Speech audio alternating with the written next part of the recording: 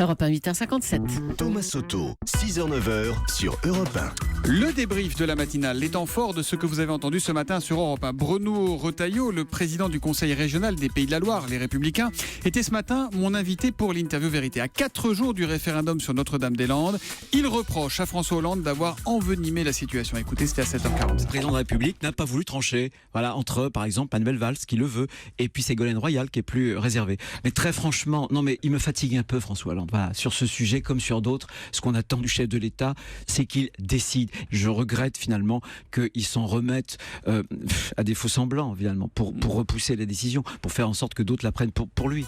Bruno Retailleau ce matin sur Europe 1. C'est une vidéo qui circule sur les réseaux sociaux et qui a choqué Jean-Philippe Ballas. On y voit des salariés d'une banque chinoise se prendre une fessée en public parce qu'ils ont moins bien travaillé que les autres. Écoutez, c'était à 6h15 dans le kiosque.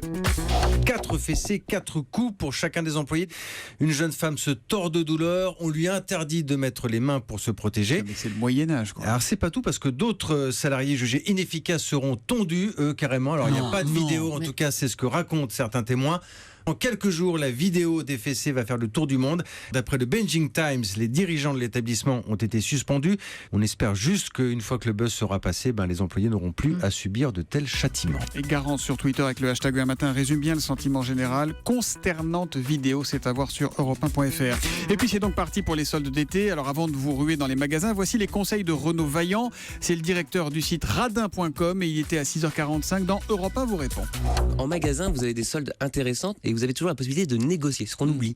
L'intérêt d'Internet, c'est le choix, la comparaison rapide et surtout la capacité de vérifier que le prix pratiqué en solde est bien un prix remisé, parce que vous avez des moyens de vérifier le prix pratiqué dans les 30 derniers jours ou de comparer chez un concurrent. Donc c'est vrai que c'est un nouveau moyen de faire les soldes qui est vraiment très pratique.